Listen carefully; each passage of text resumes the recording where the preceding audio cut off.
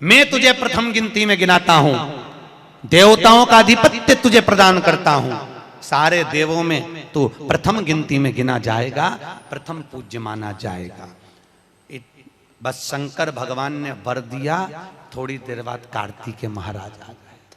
कौन आए? जम के बोलो जरा, कार्तिकेय।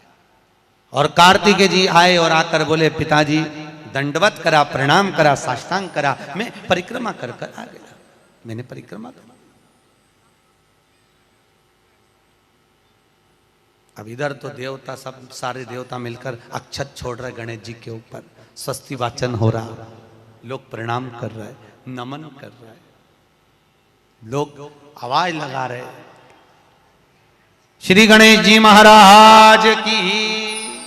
अब सारी दुनिया में आवाज लग रही गणेश जी। तो कार्तिकेय ने पूछा, माँ ये गणेश जी का जय घोष क्यों हो रहा है? गणेश जी के जयकारे क्यों हो रहे हैं? गणेश जी के लिए इतना जय घोष? तो माता पार्वती ने भगवान शंकर के शब्दों को कार्तिकेय को सुनाया। कार्तिकेय रो पड़े, माँ मैं परिक्रमा कर कर आया, गणेश जी ने केवल आपकी परिक्रमा लगा ली, आपने उसको प्रथम गिनती में मान लिया। माँ उसने बुद्धि का परिचय दिया और मैंने कर्म का परिचय दिया।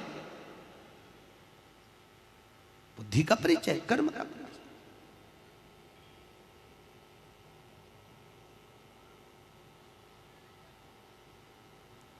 मैंने कर्म कर दिया। महाराज, व्यक्ति को उसके भाग्य का मिलता है कि कर्म का मिलता है?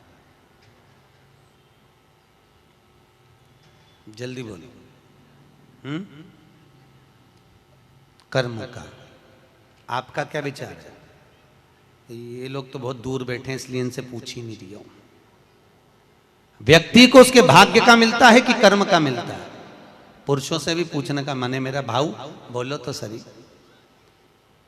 कि उसके कर्म का मिलेगा कि भाग्य का मिलेगा? है दोनों का मिलेगा। मेरी माताएं जीजियां बिल्कुल सही कह रही है, दोनों का ही चाहिए। काय का? भाग्य का और कर्म का, ये दो हैं।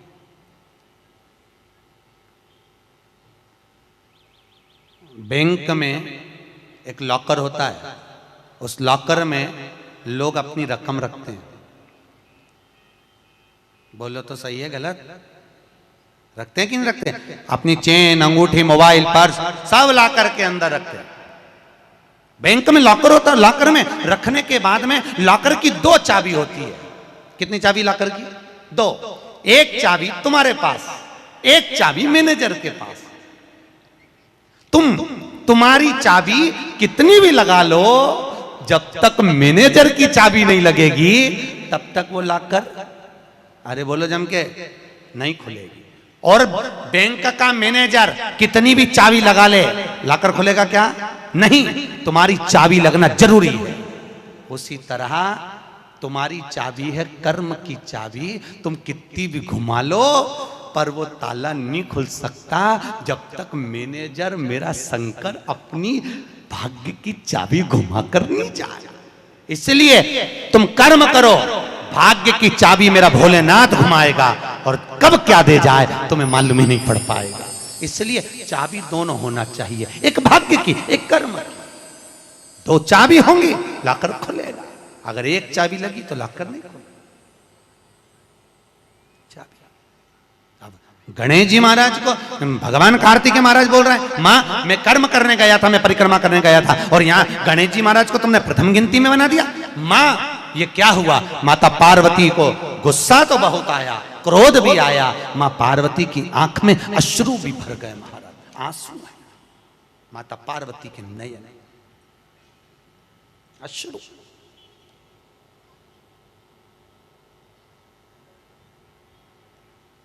मां खड़ी हो गई। माता पार्वती ने आज खड़े होकर भगवान भोलेनाथ जी से निवेदन करा, आपने अपनी जिंदगी की ये गलती कर दी। क्या गलती? शंकर भगवान पूछ रहे हैं, कौन सी गलती? तुमने गणेश जी को प्रथम गिनती में बना दिया, कार्तिकेय भी तो गया था। अगर कुछ थोड़ा सा आशीर्वाद रखना था तो कार्तिकेय के लिए रखना था, पर तुमने केवल गणेश को प्रथम गिनती में बनाया है, यह तुम्हारी गलती है। तो गणेश जी ने परिक्रमा भी तो करी है। माता पार्वती खड़े होकर शंकर भगवान से बोली, भोलेनाथ मैंने अपनी जिंदगी में आपसे कभी कुछ नहीं मांगा, पर आज तुम्हारी यह पार्वती तुमसे एक वर चाहती है। शंकर भगवान ने कहा, मांग, तुझे क्या चाहिए? पार्वती कहती है, आज के बाद तुम्हारी कभी पूर्ण परिक्रमा ना लगे, आज के बाद तुम्हारी कभी पूर्ण प्रदक्षिणा ना हो। पूर्ण नहीं होना चाहिए। कौन ने मांगा? जम के बोलो, पार्वती। शंकर की पूर्ण प्रदक्षिणा माता पार्वती ने कह दिया, भोलेनाथ आज के बाद ना हो, क्योंकि तुम भोले हो, तुम्हारे आसपास कोई घूम लेता है, तुम उसको कुछ भी निकाल कर दे देते हो। होता है, दो बहुएं होती हैं, एक बहू रहती है पूना में, बोलो कहां? मुंबई या पूना, और दूसरी बहू तुम्हारे साथ रहती है। अरे बोलो जम के, एक दूर रह रही है और एक तुम्हारे साथ रह रही है। पर सास को जो साथ रह रही है ना, रोज पूछ रही है ना, वो अच्छी नहीं लगती।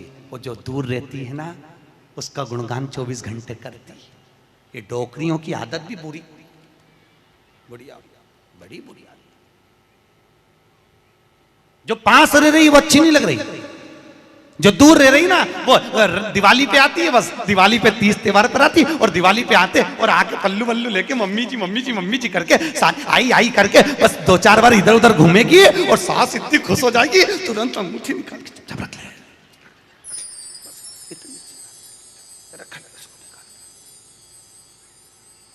जो तुम्हारे पास में है वो बुरी लग रही है, वो चाय दे रही है, दूध दे रही है, बस बोलने में कभी कभी बोल देती है। अब बहुएं हैं बेचारी, हो जाता है। एक सास बहू से कहती है, मैं सुबह 5 बजे उठती हूं, तू 4 बजे उठाकर। अब वो झगड़ा करते करते हमारे पास आ गए और हमारे पास आके बोली, गुरुजी ये मेरी सास मुझे परेशान करे। मैंने बोला, तेरी सास को क्या बोल रही है? तो क्या मैं 5 बजे उठूं तो बहू 4 बजे उठना चाहिए। तो मैंने कहा, अच्छी बात बोली, कोई दिक्कत वाली बात नहीं है। एक काम कर, बहू की उम्र है 20 साल, तेरी उम्र है 70 साल, तू 20 साल की बन जा, मैं भी इसको जगाना चालू कर देता हूं। जब तुम, वो कहते हैं ना, सास भी कभी बहू थी। जब तुम बहू थे, तुम भी खूब अलमस्त चकाचक सोते थे, और तुम्हारी सास पहले उठती थी। बुढ़ापे में नींद नहीं आती जीजी, नहीं आती। आती क्या? अरे बोलो तो, आती बुढ़ापे में? मनुष्य की उम्र, गधा की उम्र, कुत्ता की उम्र और उल्लू की उम्र बराबर थी। किस किस की? जम के बोलो। मनुष्य, गधा, कुत्ता, उल्लू, सबको पहचानती हो? ठीक है, सबकी उम्र बराबर है, 40-40 साल। मनुष्य पहले 40 साल का था, गधा 40 साल का था, कुत्ता 40 साल का था, उल्लू 40 साल का था। सबकी उम्र लेवल में बिल्कुल बराबर थी। भगवान क्या देर अंधेर कुछ ये ऊंचा नीचा लेवल अपने यहाँ चले, भगवान क्या नहीं चले। भगवान ने सबकी उम्र 40-40 साल रखी, सबकी उम्र 40। एक दिन गधा भगवान के पास में आया और गधे ने भगवान से आकर कहा, अरे भोलेनाथ। भगवान शंकर ने पूछा, क्या हो गया? महाराज, हमारी उम्र 40 साल की दे दी, हम लोगों का बोझा ढोते रहे, लोगों का वजन ढोते रहे, महाराज हमारी उम्र बिल्कुल आधी कर दो, बिल्कुल आधी, हमें इतनी लंबी उम्र नहीं चाहिए। भगवान ने कहा, ठीक है गधा, आज से तू 20 साल का। गधा कितने साल का हो गया? अरे जम के बोलो, 20 साल का। थोड़ी देर बाद मनुष्य, आवाज सेट करो, मनुष्य, इको खत्म हो गया, डिले नहीं आ रहा, मनुष्य। और थोड़ी देर बाद में मनुष्य भगवान के पास पहुंचा, भोलेनाथ आगे वापस आ गया। मनुष्य पहुंचा और भगवान के पास जाकर बोला, भोलेनाथ। भगवान शंकर ने पूछा, अब तुझे क्या हो गया? भोलेनाथ, 40 में मेरा क्या होगा प्रभु? भगवान ने कहा, गधे की बच्ची है, कितने साल बचे हैं? 20। मनुष्य कहा दे दो प्रभु, भगवान ने कल ले जा। कितने का हो गया? जम के बोलो 60 का। थोड़ी देर बाद कुत्ता आ गया। कुत्ता शंकर जी से बोला भोलेनाथ। शंकर भगवान ने पूछा तुझे क्या हो गया? महाराज 40 साल की उम्र दे दी, लोगों के दरवाजे पर बैठा रहूं, दरवाजे पे बैठकर झूठन चाटूं, दरवाजे पे बैठ के रोटी खाऊं, दरवाजे पे दुम हिलाऊं और दरवाजे पे से चिल्लाऊं महाराज मेरी उम्र कम कर दो। भगवान ने कहा ठीक है कुत्ता, आज से तू 20 साल। थोड़ी देर बाद मनुष्य फिर आ गया। भोलेनाथ 60 में क्या होगा? भगवान ने कहा कुत्ता की बच्ची है कि चल जाएगी, ले जा। कितने का हो गया? 80। थोड़ी देर बाद उल्लू आया। उल्लू ने आकर कहा भोलेनाथ। भगवान शंकर ने पूछा तुझे क्या हो गया? महाराज 40 साल की उम्र दे दी, रात रात भर जगता रहूं, पेड़ पे टंगा रहूं, रात रात भर मुझे नींद नहीं आती भोलेनाथ, मेरे को रात भर चौकीदारी करना पड़ती, रात भर पेड़ पे बैठा रहता हूं, रात भर वृक्ष पर बैठा रहता हूं, मेरी उम्र कम कर दो। भगवान ने कहा कितनी कम कर दो? बिल्कुल आधी कर दो। भगवान ने उल्लू की उम्र आधी कर दी। कितने साल का हो गया? 20 साल का। थोड़ी देर बाद मनुष्य आ गया। मनुष्य आकर बोला अरे भोलेनाथ। शंकर भगवान ने पूछा क्या हुआ? 80 में मेरा क्या होगा? भगवान ने कहा उल्लू की बच्ची है, चलेगी कि ले जा। कितने का हो गया? 100। अब तुम खुद देखो 40 वर्ष तक मनुष्य अपनी जिंदगी को सही जीता है। कितने साल? जम के बोलो जरा।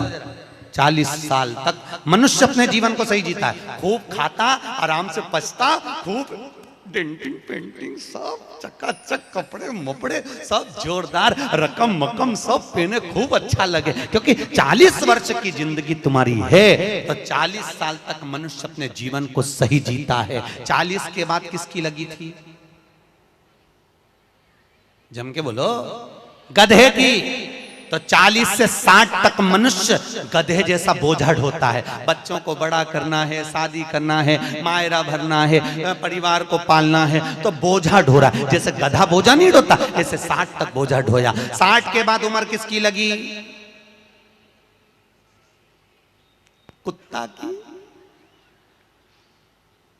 जब 80 की उम्र में आता है तो कुत्ते को दरवाजे पे रखा जाता है। जब तुम्हारी 80 की उम्र होगी तो घर के लोग कुर्सी डाल के, खटिया पलंग दरवाजे के पास हॉल में बिठा देंगे, वहीं बैठे, और रोटी भी दरवाजे के पास, चाय भी दरवाजे के पास, क्योंकि कुत्ते को अंदर परमिशन नहीं है।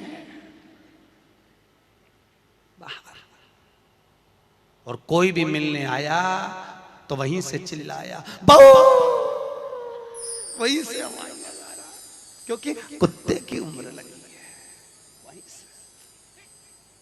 वहीं से अब कुत्ते के बाद में 80 के बाद 80 से 100 उल्लू की। डॉक्टर साहब क्या गई? डॉक्टर साहब मुझे रात में नींद नहीं आती। डॉक्टर साहब ने टेबलेट दे दी, नींद की गोली दे दी, डॉक्टर साहब ने इंजेक्शन लगा दिया। कितने भी अच्छे अच्छे डॉक्टर को दिखा लेना, पर 80 से 100 साल की जब उम्र होगी, डॉक्टर को क्या मालूम कि किसकी लग गई। शिव महापुराण कहती है 80 से 100 में कितनी भी दवाई खाओ, कितने भी इंजेक्शन लगवाओ, पर रात्रि को नींद नहीं आएगी।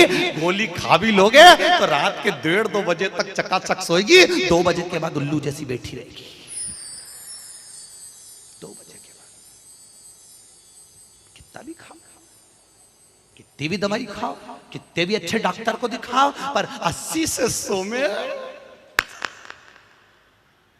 जाग रही। आधी रात को जागे, बहू के मम्मी सो नहीं रही, आई सोई नहीं, आई के मारे नींद ही नहीं आई। अब इसके कौन समझाए उल्लू की लगी, कौन समझाए इसके। 80 से 100। अपन तो सब कथा छोड़ो, अपन अपनी कथा पे आओ। चलो महाराज, तो जो बहुत दूर रहती है ना वो अच्छी लगती है, जो पास में रह रही दूर के ढोल सुहावन, ठीक नहीं है, श्रेष्ठ नहीं है। भागवत ज्ञान गंगा यज्ञ समिति वालों, काय श्रेणी की कथा 10-15 मिनट ज्यादा हो जाए तो कोई दिक्कत तो ना है? हाँ, क्या विचार है तुम्हारा? नहीं, अगर खाना हो तो मैं तुम अक्षतम किस्म कर दूं, मारे कहीं मिर्ची का ठेसा तैयार, अपने कहीं कर। आमठी न चावल। आज तो खूब चक निपटा। अगला प्रश्न है, तो ये प्रदक्षिणा का प्रश्न है। अगला प्रश्न, शिवलिंग की पूजा करने के लिए शिवलिंग को घर में कहां रखें? जहां तुम्हारी मर्जी हो। अब ये तो भगवान शंकर को पूजा घर में रखो ना, जहां पूजन होती है, जहां देवता बैठे हुए वहां रखो।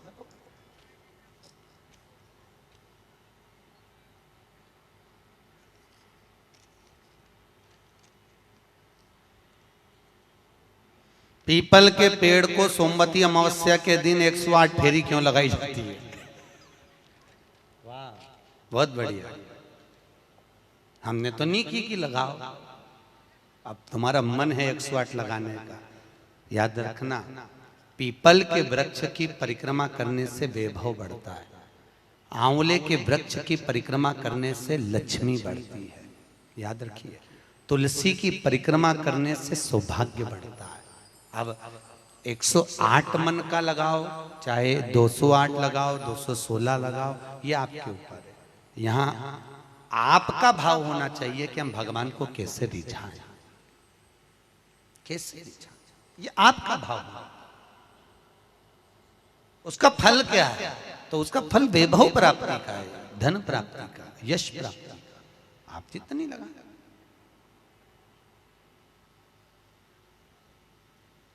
ऋषभदेव जी के पुत्र श्री भरत जी महाराज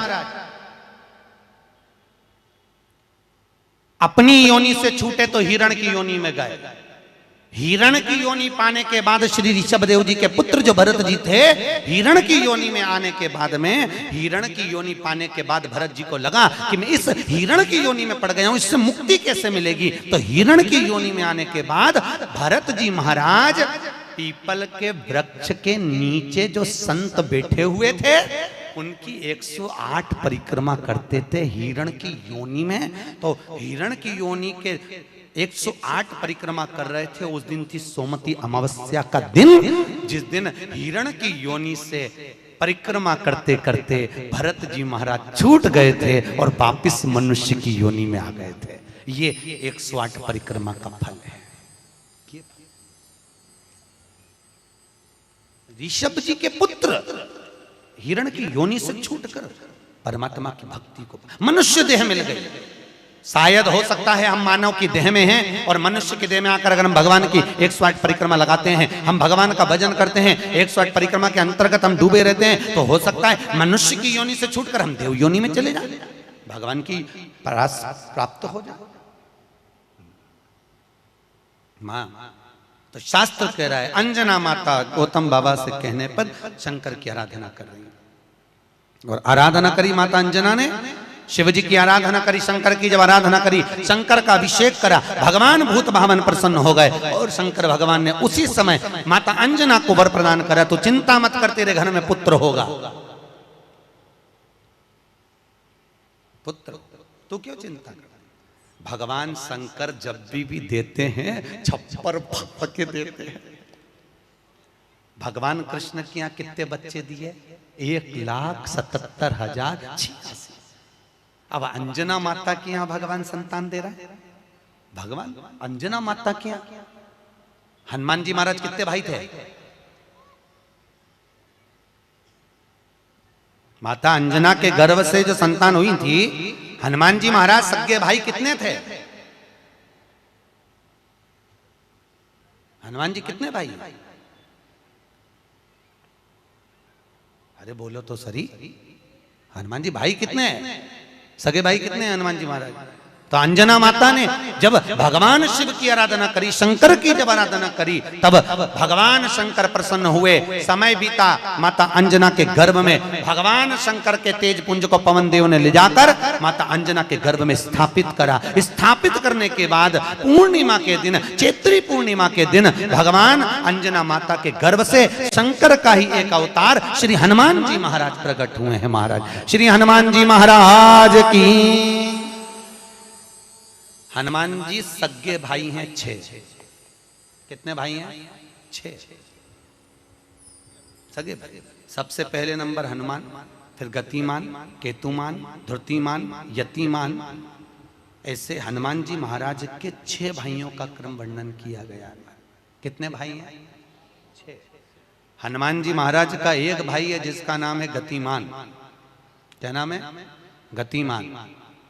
और जिसके यहां पर फैक्ट्री हो, किसी भी तरह की फैक्ट्री हो, चाहे वो नट बोल्ट की हो, पानी की हो, किसी भी तरह की फैक्ट्री हो, अगर फैक्ट्री में जरा सी भी तकलीफ आती है तो हनुमान जी महाराज के उल्टा पांव, लेफ्ट पांव के नीचे का सिंदूर लाकर गतिमान का नाम लेकर अगर फैक्ट्री पर स्वस्तिक बना दिया जाता है तो वो फैक्ट्री धड़ाके से चलना चालू हो जाती है, कभी खराब नहीं होती, कभी परेशान नहीं करती। महाराज गतिमान, हनुमान जी के 3रे नंबर का भाई गतिमान का नाम। ये जो राजनेता होते हैं ना, जब चुनाव लड़ने के लिए जाते हैं और उन्हें विजय प्राप्त करना है तो विजय पाने के लिए वो एक ही काम करते हैं। हनुमान जी के 3रे नंबर का भाई गतिमान, उस गतिमान के नाम से जो व्यक्ति युद्ध करने के लिए जा रहा है या विजय पाने के लिए जा रहा है, अपने बराबर का लच्छा, लच्छा जानते हो, नाड़ा मोली, उसको नाप कर गतिमान के नाम से लपेट कर हनुमान जी के मंदिर में रख देता है और उस मोली को फिर अपने हाथ पर बांध लेता है तो वो हार नहीं सकता, विजय ही प्राप्त करेगा। गतिमान का इतना प्रभाव है, चाहे कुछ भी। गतिमान, गतिमान है वो, नीचे नहीं गिरने, उसकी प्रखरता। गतिमान। श्री हनुमान जी महाराज का प्रागट्य हुआ, अंजना माता के गर्भ से श्री हनुमान जी महाराज प्रकट हुए। पवन तनय संकट हरन मंगल मूर्त रूप, राम लखन सीता सहित हृदय बसौ सुर भूप। श्री हनुमान जी महाराज प्रकट हुए। देवताओं ने पुष्पों की वृष्टि करी, गंधर्व गान करे, अप्सरा नृत्य करी, चारों तरफ सुख समाहित हुआ। श्री हनुमान जी महाराज की। हनुमान जी महाराज प्रकट हुए। प्रबल। रावण को मारने में सबसे ज्यादा सहयोग किसने करा था? अरे जम के तो बोलो, हनुमान जी।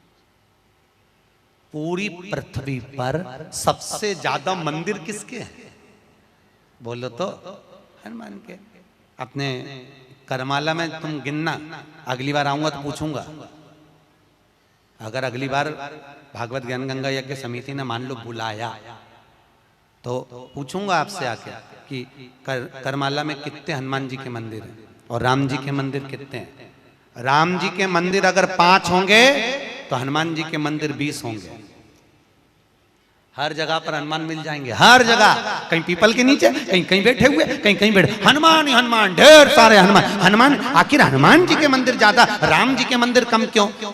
नहीं तो राम के मंदिर ज्यादा होना चाहिए, हनुमान के मंदिर कम होना चाहिए। पर हनुमान के मंदिर ज्यादा इसलिए हुए क्योंकि हनुमान जी ने राम जी की इतनी सेवा करी, इतनी सेवा करी कि भारत की भूमि पर सेवा पुजा गई, इसलिए हनुमान जी के मंदिर ही मंदिर बन गए। मंदिर तुम्हारे भी बन सकते हैं अगर तुम सही से माता पिता की सेवा करो तो।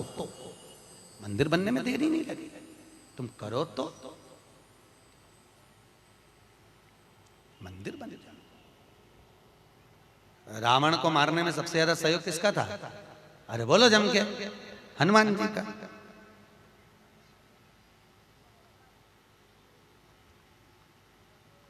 राम जी ने रावण की नाभि में बाण मारा था कि नहीं मारा था? अरे बोलो जम के, क्या था नाभि में? अमृत। तो जब रावण की नाभि में राम जी महाराज बाण मार रहे हैं तो रावण क्यों नहीं मर रहा? मर जा रावण, क्योंकि नाभि में अमृत है, वो तो सूख चुका है, मरे ना। फिर मरता क्यों नहीं है राम? क्यों नहीं मरा रावण? राम जी से 10 मुख हो गए फिर भी नहीं मर पाया, फिर तैयार। फिर विभीषण कह रहा है कि ये रावण की नाभि में अमृत है, मारो। और राम जी बाण पर बाण छोड़ रहे हैं तो रावण नहीं मर रहा, धराशायी होकर नहीं गिर रहा, वहीं की वहीं खड़ा है, स्थिर की स्थिर, मरने को तैयार ही नहीं है। ये भी बड़ी विचित्र सिचुएशन है, मर ही नहीं लिया। चिंता लग गई हनुमान जी को युद्ध देखते देखते। हनुमान जी महाराज समझ गए जरूर कोई बात है जिससे ये रावण नहीं मर गया। भगवान ने इतने बाण छोड़ दिया नाभि में, विभीषण करे नाभि में मारो, नाभि में ही भगवान मार रहे हैं तो भी नहीं मर रहा। हनुमान जी महाराज ने देखा युद्ध अपनी जगह चलता रहेगा, हनुमान जी गए लंका के अंदर पहुंच गए। एक पंडित जी का रूप रखा, संत का रूप रखा, गुरु का रूप रखा और ब्राह्मण का रूप रखकर हनुमान जी अंदर आए लंका में। और लंका में सब सब सब लोगों के हाथ देखने लगे, हाथ दिखाओ, अब सही सही बताया, हनुमान तो हनुमान, सबका भाग्य बता रहा है। इतने में मंदोदरी के पास खबर पहुंच गई कि लंका में कोई ऐसा विद्वान पंडित आया है जिसको हाथ दिखा तो भाग्य बताता है। मंदोदरी निकल कर बाहर आ गई। मंदोदरी ने आकर कहा, ब्राह्मण देवता मेरा हाथ देखकर बताओ कि मेरा भाग्य क्या कहता है। इतने में हनुमान जी ब्राह्मण के रूप में थे। हनुमान जी ने कहा, पंडित जी बोले ब्राह्मण के रूप में, हनुमान जी बोले तेरे पति के ऊपर काल मंडरा रहा है और तेरा पति मरने को तत्पर खड़ा है। पर सुन ए स्त्री, तेरा पति इतनी जल्दी नहीं मर सकता, क्योंकि तेरे पति के पास जरूर कोई राज की बात है। इतने में मंदोदरी बोली, पंडित जी आपने बिल्कुल सही कहा, एक ऐसी राज की बात है, मेरा पति मर ही नहीं सकता। हनुमान जी तुरंत बोले, वो राज की बात या तो मैं जानता हूं या तू जानती है। इतने में मंदोदरी बोली, पंडित जी बिल्कुल सही बात है, जब मेरे पति रावण ने तप करा था, ब्रह्मा जी से वर मांगा था, तो ब्रह्मा जी ने कहा मांग तुझे क्या चाहिए, तो रावण ने कहा कि मैं अमर हो जाऊं, तो ब्रह्मा जी ने कहा ऐसा नहीं हो सकता, तो रावण ने कहा मेरी नाभि में अमृत दे दो, रावण को अमृत दे दिया। तब रावण ने कहा इतने में संतुष्टि नहीं होगी, एक वर और दीजिए, मुझे एक ऐसा बाण दो जिस बाण के लगने से नाभि में अमृत सूखे और मैं मरूं। मंदोदरी ने कहा मेरा पति जब तप कर कर आया था, उसको ब्रह्मा जी ने एक बाण दिया था, वो बाण मेरे पति ने मुझे लाकर दिया था। उस बाण को मैंने, जहां मैं शयन कक्ष में सोती हूँ, उस कमरे में मैंने दीवार के अंदर एक खंबे में चुनवा दिया है, सीमेंट से पक्का करवा दिया, वो किसी को मिलेगा ही नहीं। हनुमान जी अपने असली स्वरूप में आए, दीवार तोड़ी और बाण निकाला, राम जी को दिया, राम जी से अब मारो, और जो बाण लगा तब जाकर वो रावण मरा, तब जाकर मरा। नहीं तो राम जी बाण मारते रहते, रावण चकाचक खड़ा रहता, हंसता रहता। वो तो राम और हनुमान।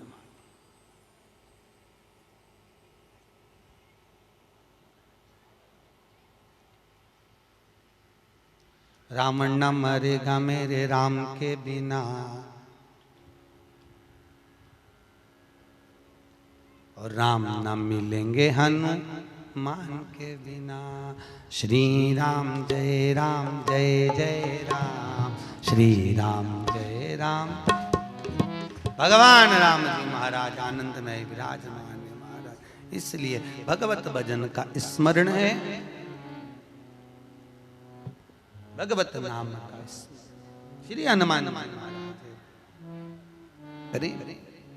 पवन तनय संकट हरन, मंगल मूर्ति रूप, राम लखन सीता सहित हृदय बसौ सुर। भगवान श्री हनुमान जी महाराज सहज नहीं, हनुमान जी महाराज आनंद में स्थापित हुए, विराजमान हुए। कुछ समय बीतता है महाराज, और उस समय की अनुकूलता में भगवान तुमरुका जी चंचुला देवी को भगवान शंकर के नंदन वन भ्रमण की चर्चा करते हैं। भगवान शंकर माता पार्वती के साथ में काशी घूमने के लिए गए। माता पार्वती अकेली बैठी हुई थी, शंकर भगवान को जाना पड़ा कोई काम से। पार्वती जी बोली मैं अकेली क्या करूंगी भोलेनाथ। शंकर भगवान ने कहा पार्वती तेरे एकांत को मिटाने के लिए तू इस वृक्ष से, सामने अशोक का वृक्ष था, इस वृक्ष से जो मांगेगी वो तुझे मिल जाएगा। पार्वती जी ने अपने शोक को दूर करने के लिए, एकांत को दूर करने के लिए अशोक के वृक्ष से एक अशोक सुंदरी को प्रकट करा। शंकर भगवान की 6 नंबर की लड़की है अशोक सुंदरी। थोड़ा आवाज बढ़ाओ, रिटर्न की। अशोक सुंदरी भगवान शंकर के 6 नंबर की लड़की अशोक सुंदरी। अशोक सुंदरी प्रकट हुई। भगवान शिव ने आनंद स्थापित कराया। समय आया, आगे जो वर्णन आया भगवान भूत बामन भूतेश्वर भगवान शिव 12 ज्योतिर्लिंग की कथा का स्मरण कराते हैं। 12 ज्योतिर्लिंग की कथा यहाँ पर प्रारंभ होती है महाराज। 12 और 12 ज्योतिर्लिंग की कथा का स्मरण कराया।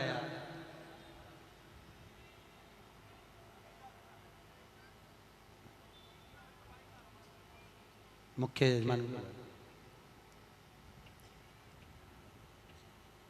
यजमान श्रेणिक जी के पुत्र है ना, उनको बुला लिया।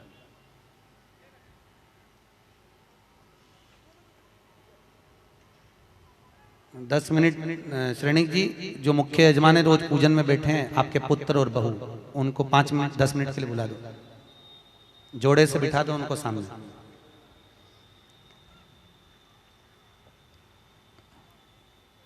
जोड़े से बिठा दो, कहीं पे भी, यहीं सामने बिठा दो।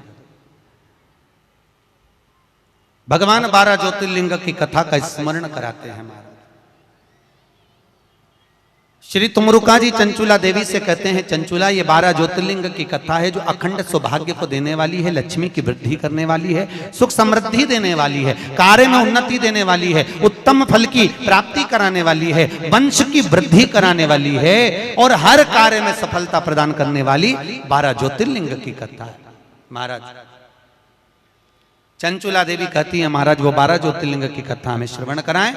भगवान शंकर ने अपनी जटा में से बेलपत्र को निकालकर अपने हाथ में रखा है और हाथ में बेलपत्र लेकर भगवान शंकर 12 ज्योतिर्लिंग की कथा का रसस्वादन ग्रहण करते हैं। प्रथम एक बार चंद्रदेव को अपनी काया का अभिमान हुआ, काया के अभिमान से चंद्रदेव बड़े प्रखर हुए और अपनी केवल एक धर्मपत्नी रोहिणी पर ध्यान देते थे, बाकी की पत्नियों पर ध्यान नहीं दिया। सारी धर्मपत्नियों ने जाकर दक्ष प्रजापति से विनती करी। दक्ष ने चंद्रदेव को समझाया, चंद्रदेव तुम मान जाओ, अपनी काया का अहंकार ना करो। चंद्र मानने को तैयार नहीं, रोहिणी पर आसक्ति ज्यादा थी। एक दिन दक्ष प्रजापति ने श्राप दे दिया, अरे चंद्र मैंने अपनी इतनी बेटियां तुझे ब्याही और उसके बाद भी तू केवल एक कन्या पर ध्यान देता है, अपनी धर्मपत्नियों पर ध्यान नहीं दिया। मैं तुझे श्राप देता हूं, तेरा शरीर टपक टपक कर गिरे, तुझे क्षय रोग हो जाए। क्षय शरीर टपक टपक कर नीचे गिरने लगा महाराज। चंद्रदेव इधर उधर भटकते हुए देवऋषि नारद के पास पहुंचे। नारद जी महाराज अपनी मस्ती में भगवत भजन में लगे हुए थे महाराज। नारायण श्रीमन नारायण, नारायण श्रीमन नारायण, नारायण श्रीमन नारायण। गाइए, सब गाइए। नारायण श्रीमन नारायण, ओ नारायण श्रीमन नारायण, नारायण श्रीमन नारायण, नारायण श्रीमन नारायण, ओहो नारायण श्रीमन नारायण, नारायण श्रीमन नारायण, नारायण श्रीमन नारायण, नारायण श्रीमन नारायण, ओहो नारायण श्रीमन नारायण, नारायण श्रीमन नारायण, नारायण श्रीमन नारायण, नारायण श्रीमन नारायण, नारायण श्रीमन नारायण, हे नारायण श्रीमन नारायण, नारायण श्रीमन नारायण, नारायण श्रीमन नारायण, नारायण श्रीमन नारायण। श्री नारद जी महाराज मिले भगवान चंद्रदेव ने विनती करी, महाराज मुझे काया का रोग हो गया है, कृपा करो। भगवान चंद्र की विनती सुनकर देवऋषि नारद ने शंकर जी का पूजन का विधान बताया। शंकर भगवान प्रकट हुए, चंद्रदेव तुम्हारे काया के रोग को मैं मिटाता हूं, तुम यहाँ पर विराजमान रहना। चंद्रदेव को भगवान ने मस्तक पर धारण करा, सोमेश्वर महादेव के रूप में भगवान शंकर विराजित हुए हैं महाराज। बोल सोमनाथ भगवान की हर हर। अगला वर्णन आया है श्री मल्लिकार्जुन। कार्तिकेय अपने माता पिता से रुष्ट होकर श्री शैलम पर जाकर बैठ गए, जहां बैठकर उन्होंने तप किया। शंकर पार्वती उनको मनाने के लिए पहुंचे। आज भी अगर मल्लिकार्जुन में आप जाकर दर्शन करेंगे तो मल्लिकार्जुन में 2 ध्वजा लगती है, एक सफेद एक लाल। कितनी ध्वजा लगती है? 2, सफेद और लाल। मल्लिकार्जुन का एक नियम है, वो 2 ध्वजा पूरे महीने में कभी नहीं हिलती। हिलती है तो केवल एक अमावस्या के दिन, एक पूर्णिमा के दिन। अमावस्या के दिन सफेद ध्वजा हिलती है और पूर्णिमा के दिन लाल ध्वजा हिलती है। बाकी के समय पर ध्वजा नीचे की नीचे लटकी रहती है, कितनी भी हवा चले पर वो ध्वजा हिलती नहीं महाराज, हिलती नहीं, कितनी भी हवा चले। आज भी शंकर और पार्वती कार्तिकेय से मिलने के लिए श्री शैलम पर आते हैं। श्री शैलम आज भी भगवान आज भी। अब कार्तिकेय जी वहां विराजमान हुए, भगवान शंकर उनसे मिलने के लिए वहां पधारे। मल्लिकार्जुन के रूप में भगवान शिव विराजमान होते हैं। अगला वर्णन आया है महाकाल। दूषण नाम का राक्षस ब्राह्मणों के बच्चों को निचोड़कर उनका रक्त पीता था। भगवान को सब इन ब्राह्मणों ने पुकारा। शंकर भगवान ने कहा इस दूषण को वरे कि ये जब मरेगा इसका रक्त जहां गिरेगा उससे और भी दूषण उत्पन्न हो जाएंगे।